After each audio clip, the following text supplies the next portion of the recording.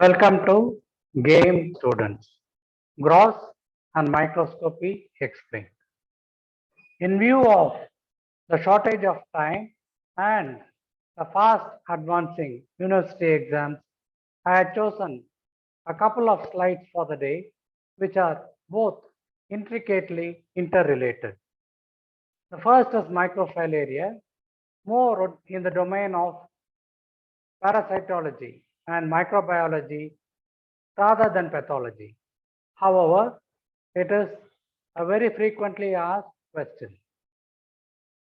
There are two cycles, other two parts of the cycle, one in the human and the other in the mosquito. In the human, you have got the adult form, whereas in the mosquito, you have got the larval form. From the adult, you get what is called the microfilariae and the larvae. The larvae itself is of three stages, stage 1, 2, and 3, from which it re-enters human being and gets into the circulation, preferably the lymphatic circulation, where it grows and the cycle continues. There are different species of the microfilariae, and the first one is of paramount importance to us. One is the Wuchereria bancrofti. The others you people should know, Malay, Loa Loa, Onchocerca, etc. Basically, the microfilaria species can be divided into the sheathed and the unsheathed. You find that the first three are sheathed, whereas the others are not. Even amongst these, there is a subtle difference between Wuchereria bancrofti and the others, which we shall again be repeating. This is the cephalic end and this is the caudal end. I hope you are able to decipher the importance of it. What are the diagnosis? Very difficult word. I hope you have made it. There are two reasons. Not that the leg is as big as an elephant's, but then the hide of the skin is as thick as the elephant's. And it is called as pachyderma. And elephantiasis, filariasis of the leg, usually it is unilateral, and you find that there is a non-pitting edema that develops. Please try to appreciate the organism. As I mentioned earlier, it is a cephalic end and this is a caudal end or the tail. The cephalic end is more blunt and the body itself, it has got multiple nuclei which go rather up to the tail, and the typical end of the tail is free of the nuclei. This is something that we will have to remember. And there are graceful sweeps. You find it is quite beautiful as a ballet dance when you see a wet mount. This will be a picture that will be projected for you under the microscope, quite easy to diagnose.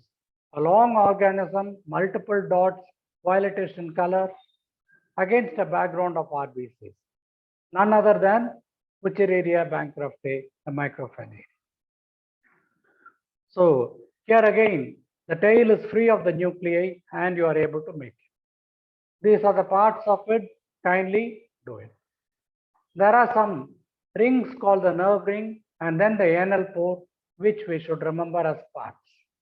The parts of the microfilaria will add some kind of tempo to our answers. This we have already seen. Compared to this, there is something else. Here, I am not able to see the organism, yet I am able to see the organism. This is called a wet mount. We take the blood of the patient and then put it directly under the microscope and a cover slip. We find that there will be a whipping and a swimming movement of the organism which cannot be seen, but then the RBCs will be pushed here and there. That is the purpose of the wet mount. The organism is alive, it is not stained, but can be seen as a wet mount. The parts of the organisms we had already mentioned, can we recollect? This is the cuticle or the external one, and then this is the body. So it is commonly found in the lymphatics and the blood. It has got a blunt head, a tapering tail. The body measures about 290 microns in length, whereas including the sheath, it comes to about 360 microns. The width is about 6 to 7 microns. There is a chorionic envelope. In other words, the envelope is derived from the chorion. Here, there are the Renate cells, there is a nerve ring, an anal pore, which you people will have to remember. And these are the nuclei, and the caudal end is free of the nuclei. It is a sheathed organism. And this particular diagram is derived from this source. Thank you. I hope you are able to understand this. So this is the elephantiasis that we have been talking about. And this again, it is a problem not to you people as undergraduates, though rarely it might be kept. But then I am finding cut surface of the organism. And these are all in the lymphatic channels. The empty space behind is a lymphatic channel. What happens is, owing to a chronic inflammation, there is a perilymphatic fibrosis or a perilymphnodal fibrosis. As a result of which, the lymph cannot be drained, there is an accumulation of fluid, and the fibrosis continues. Hence, you get what is called as elephantiasis or a pachyderma. We shall go on to the next game. This is quite simple, though. It can be asked as a question in various formats over here, and it will be very bad on our part if we cannot answer this question. Basics are basics, always. When you are asked a count, there are two counts that you should give. One is the differential count, and the other is absolute Eosinophil count. The differential count, it is normally about 1 to 6%. Whereas the absolute Eosinophil count, easy to remember, 40 to 400 cells per cubic millimeter. It is composed of a nucleus which is spectacle shaped or bilobed. But then this should not be the answer for. Eosinophil is identified by means of, look at the color of the granules. I find that there are some reddish granules. We call it as brick red granules with which we are supposed to identify. Because a neutrophil can be having 2 lobes. Sometimes a eosinophil can, this is also eosinophil, but it is having 3 lobes.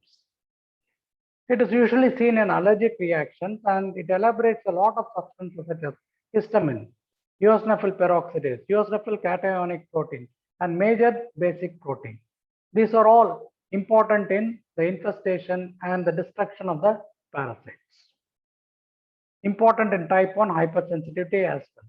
This particular diagram, I think you people will be able to remember and draw. Spectacle shaped brick red granules, larger in size than the RBC, than the neutrophil. Comes to around 14 microns. And the causes for eosinophil shall be major headings first. Allergic diseases, skin diseases, parasitic infestations, hematological. Under allergy, you have got bronchial asthma, hay fever, urticaria, rhinitis. Common diseases, but then you prepare your own list of answers so that you answer without any flaw. In the skin, you have got eczema and bullous pemphigoid. By any parasitic infestation, there will be eosinophilia, filariasis, ankylostomum, or the tapeworm, echinococcus, Ascaris lumbricoides, or the roundworm, pulmonary disorders. And there is a syndrome called as the Loeffler syndrome. It is actually a form of pneumonia that is seen in migratory parasites. And the patient can be having a eosinophil count as high as 2000 per cubic meter. It is called as eosinophilic pneumonia or Loeffler's pneumonia. Hematological disorders, please do not answer this as the first cause. CML, eosinophilic leukemia, and hypereosinophilic syndrome. These are all, some can be seen, but then whenever you give the answer the common things first and later the more difficult ones. So this again is a eosinophil identified by means of the brick red granules, which more or less matches the RBC. You can look at it in the peripheral blood, in the bone marrow. It can be seen in the lymph nodes and in the GIT. The functions: killing of the parasites, type 1 hypersensitivity, mast cell degranulation, as well as the production of free radicals. This is a beautiful diagram which you people can draw, and I have shown this for comparison. A eosinophil having this granules and neutrophil having almost colorless granules. Please compare. And there is a condition called as eosinopenia, where the count is decreased. It can happen in any form of bone marrow suppression or in ACTH administration. In these conditions, I hope you will be able to recollect all the subheadings and answer. Please write these and draw these. See you in game 47.